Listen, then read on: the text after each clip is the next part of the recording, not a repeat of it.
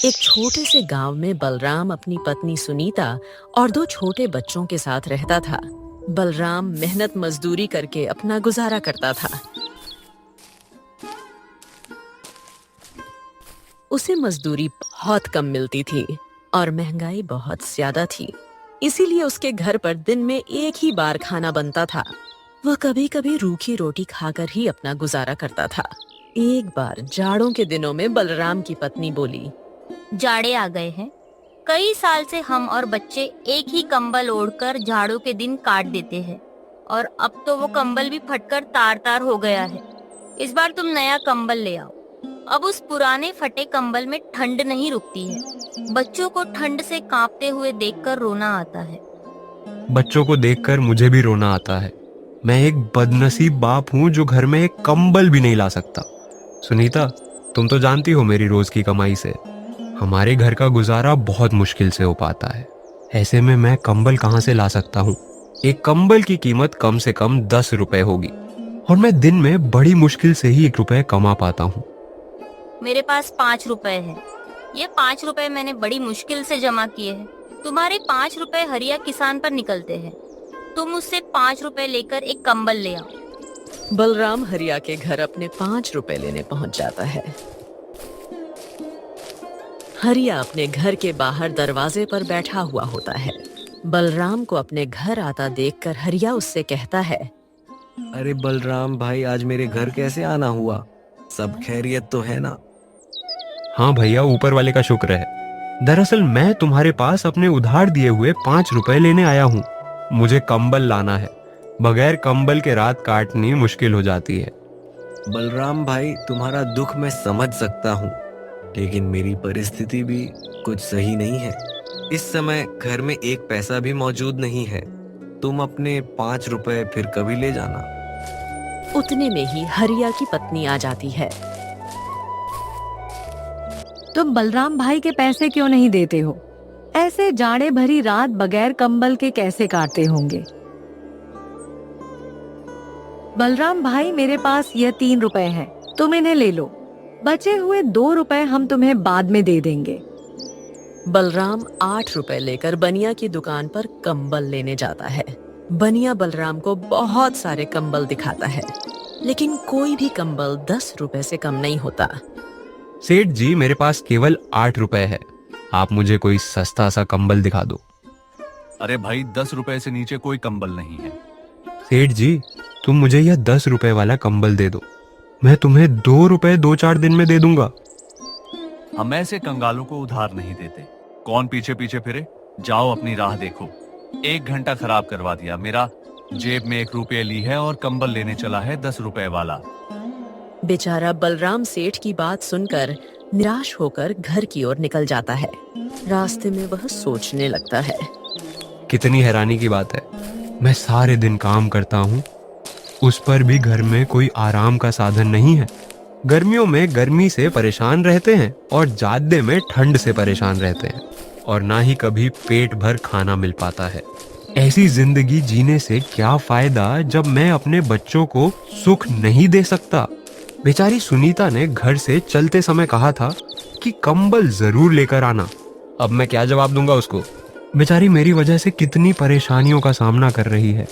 अब मैं क्या करूं, कहाँ जाऊं? तभी बलराम को ठंड से कांपता हुआ एक बूढ़ा आदमी दिखाई देता है, जो किसी गहरी सोच में डूबा हुआ आसमान की तरफ देख रहा था। उस बूढ़े आदमी को देखकर ऐसा मालूम हो रहा था जैसे वह बहुत बड़ी मुसीबत में है, लेकिन बलराम उसे देखकर आगे बढ़ जाता है। थोड़ी दूर जाने के बाद बलराम सोचने लगता है, मैं कितना निर्दयी हूँ। बेचारे उस बुजुर्ग आदमी को ठंड में सिकुड़ते हुए छोड़ आया। कहीं वो बूढ़ा आदमी ठंड से मर ना जाए। पता नहीं उसने कुछ खाया होगा भी या नहीं। कितना बुरा होगा अगर मैं उसे इस हालत में छोड़कर चला गया। मुझे उसकी मदद करनी चाहिए। फिर बलराम वापस उस बूढ़े आदमी के पास गया। उस आदमी को ठंड से कांपता हुआ देखकर बलराम को उस पर तरस आ गया। फिर वह उस आदमी से बोला। यह कहते हुए वो बूढ़ा आदमी रोने लगा। बलराम ने किसी तरह उन्हें चुप कराया। बाबा, मेरी पत्नी मेरा इंतजार कर रही होगी। मैंने आज उससे वादा किया था कि आज मैं कंबल लेकर आऊंगा, लेकिन मैं उसके लिए कंबल तो ना ला सका। इसलिए अब तुम एक काम करो, ये पैसे तुम ले लो। इन पैसों की मुझसे ज्यादा तुम्हें जरूरत है। हमारे पास कंबल ना सही घर तो है, तुम्हारे पास तो वह भी नहीं है। अगर तुम और ज्यादा देर घर से बाहर रहे तो तुम्हारी हालत बिगड़ सकती है। इसलिए यह पैसे तुम उस सूदखोर को दे देना और उससे अपना घर वापस ले लेना। फिर वह आदमी बलराम से 7 रुपए ले लेता है और बलराम से कहता है, बेटा, तुम सच में बहुत नेक और अच्छे इंसान हो। आज जब तुम खुद अपनी परेशानियों में डूबे हुए थे, तब भी तुमने बिना किसी स्वार्थ के मेरी मदद की। बेटा, यह वो गुण है जो किसी सच्चे इंसान में होता है। ईश्वर तुम्हें हमेशा खुश रखे। तुम्हें इसका कोई अच्छा फल जरूर मिलेगा। मैं दुआ करता हूं कि तुम्हारी जिंदगी में कभी कोई कमी ना आए और तुम्हें हर खुशी मिले। ईश्वर हर पिता को ऐसी नेक और समझदार औलाद दे जो किसी के काम आ सके। तुम जैसी औलाद किसी भी बाप के लिए बड़े ही गर्व की बात होती है। वो बुजुर्ग आदमी बलराम को बहुत दुआ देता है और फिर वहां से चला जाता है। बलराम को उस बुजुर्ग आदमी की मदद करके आज बहुत खुशी मिल रही थी, लेकिन दूसरी ओर उसे दुख भी था, क्योंकि वह अपनी पत्नी के लिए कंबल नहीं ला सका। लेकिन उसे इस बात की तसल्ली भी थी कि उसने खुद की गरीबी के बावजूद एक नेकी का काम किया है। यह सोचते सोचते बलराम भी अपने घर चला जाता है। जैसे ही उसकी पत्नी बलराम को देखती है तो वह उससे कहती है, मैं कब से तुम्हारा इंतजार कर रही थी। तुम्हारी राह देखते देखते मेरी आंखें दुख गई। दिल में अजीब अजीब ख्यालात आ रहे थे कि कहीं कोई अनहोनी ना हो गई हो। सुनीता, तुम भी जरा जरा सी बातों की चिंता करने लगती हो। अरे, जब आदमी घर से बाहर होता है तो समय लग ही जाता है। मैं हरिया के पास गया था पैसे लेने, लेकिन उसने पैसे देने से इनकार कर दिया। पर उसकी पत्नी ने हमारी मजबूरी देखकर 3 रुपए दे दिए थे। बस 3 रुपए ही दिए हैं। तुम पूरे 5 रुपए लेकर क्यों नहीं आए?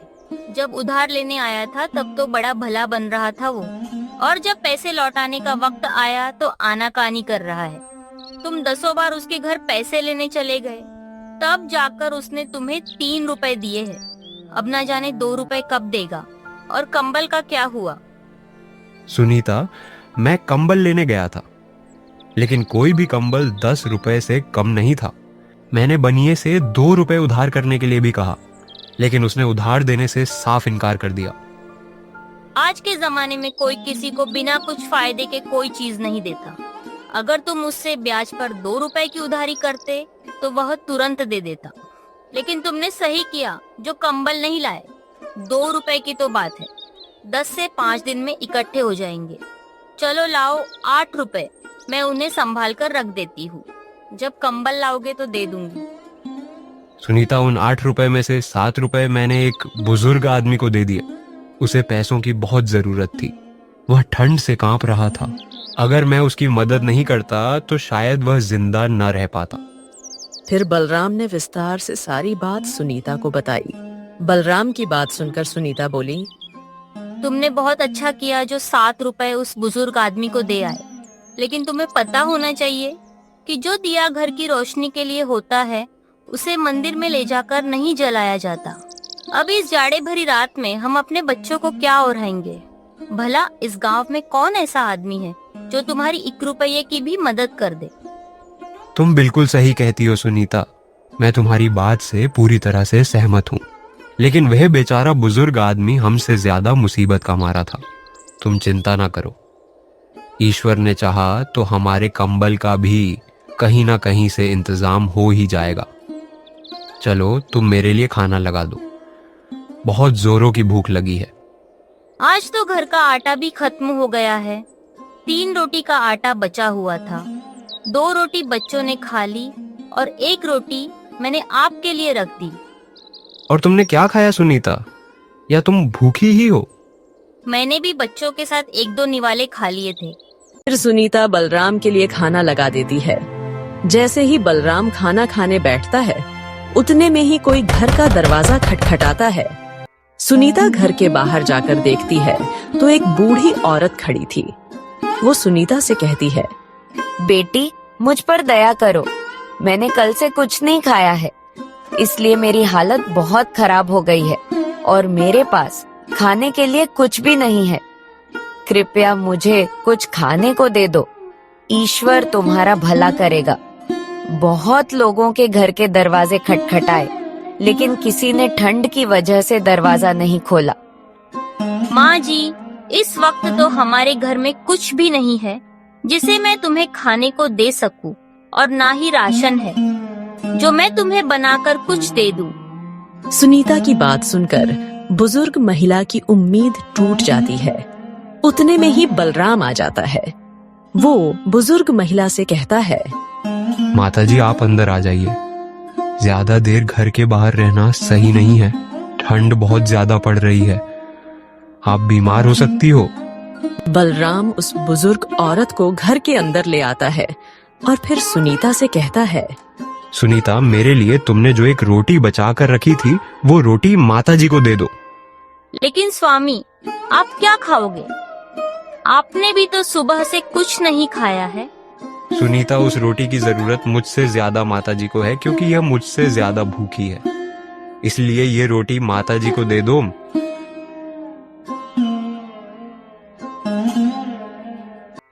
फिर सुनीता ने वो रोटी बुजुर्ग औरत को दे दी। बूढ़ी औरत बहुत भूखी थी, इसलिए उसने वो रोटी तुरंत खा ली। आप लोगों ने इस बुरे वक्त में मेरी सहायता की है। मैं तुम्हारा यह एहसान जीवन भर नहीं भूलूंगी। वो बूढ़ी औरत बलराम और सुनीता को दुआएं देती हुई चली जाती है।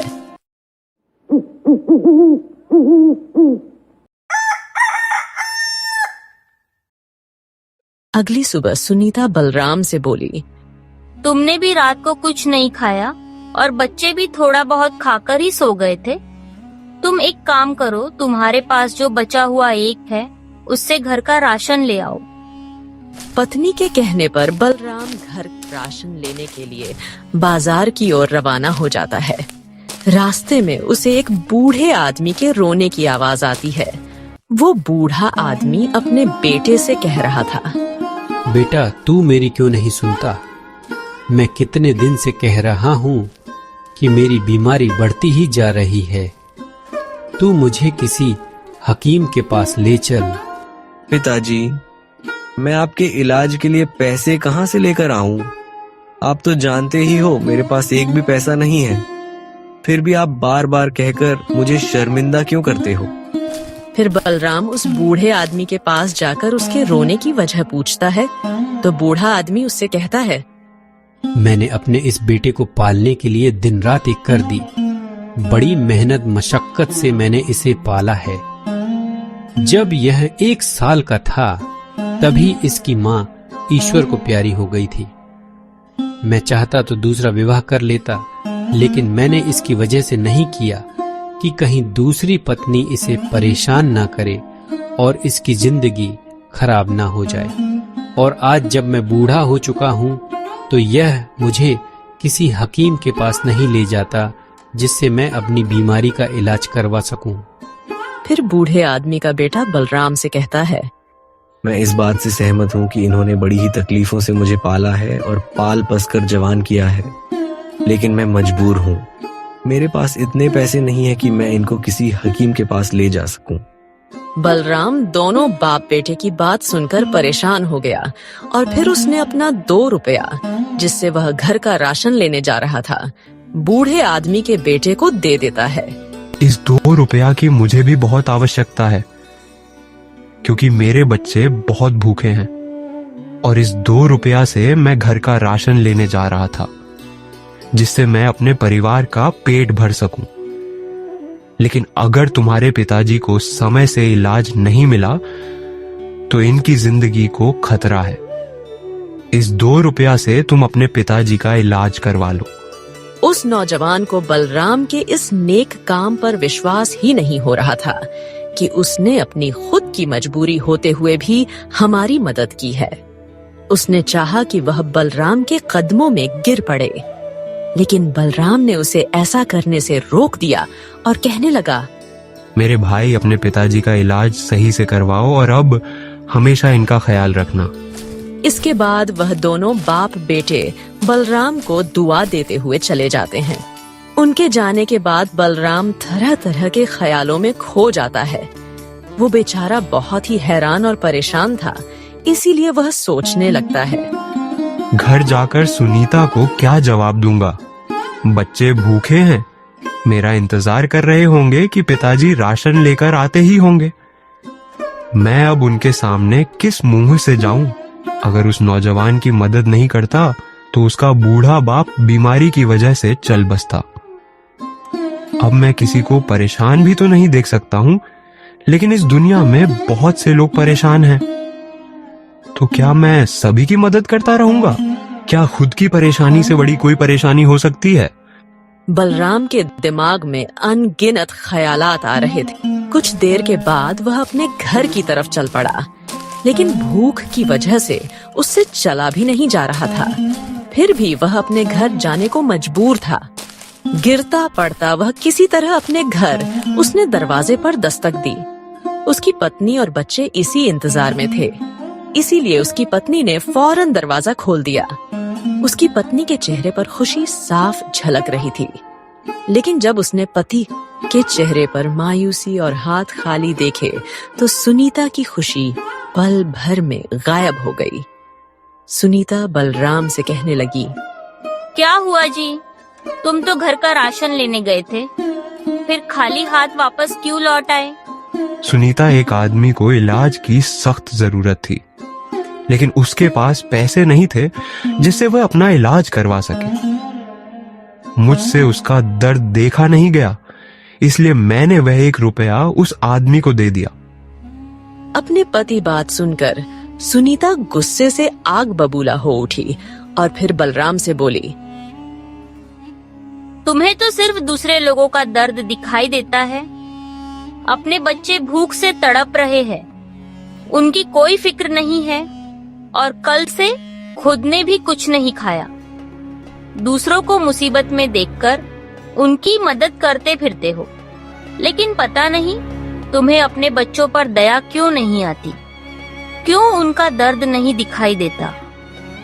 अब तुम ही बताओ, मैं अपने बच्चों को क्या खिलाऊं जो उनकी भूख मिट सके। अब मेरे बच्चों में ज्यादा देर तक भूख बर्दाश्त करने की हिम्मत नहीं है। अब तो लगता है भूख के मारे इनकी जान ही निकल जाएगी। सुनीता, ऐसा मत कहो। जो चीज जिसके नसीब में होती है वो उसी को मिलती है। वो बेचारा बूढ़ा आदमी बहुत मजबूर और लाचार था। अगर तुम भी उस बूढ़े आदमी की फरियाद सुनती तो तुम भी वही करती जो मैंने किया। सुनीता, तुम विश्वास रखो, ईश्वर हमारे लिए भी कोई रास्ता जरूर निकालेगा। बलराम की बात सुनकर सुनीता का गुस्सा शांत हो गया।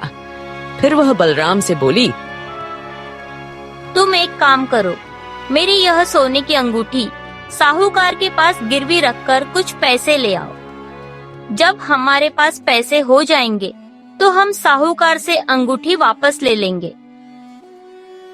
फिर बलराम ने अपनी पत्नी से अंगूठी ले ली। वो नहीं चाहता था कि साहूकार के पास अंगूठी गिरवी रखकर पैसे ले आए, लेकिन बेचारा मजबूर था। बिना कुछ कहे चुपचाप साहूकार के घर की ओर चल पड़ा। बलराम को अपने घर देखकर साहूकार बोला, अरे बलराम, बताओ कैसे आना हुआ तुम्हारा यहाँ?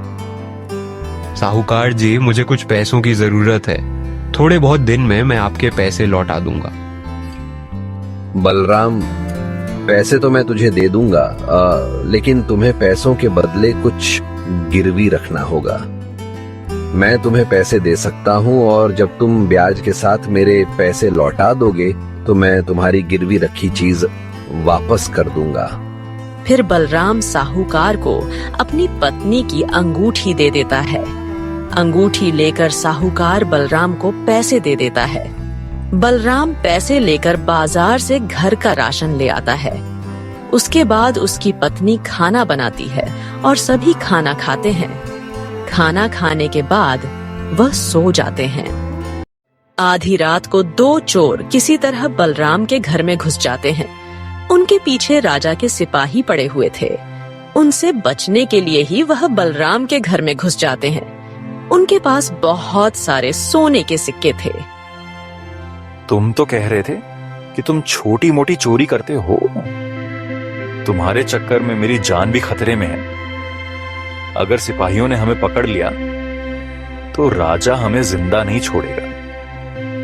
मैं तो कह दूंगा कि तुमने ही मुझे चोरी करने के लिए कहा था।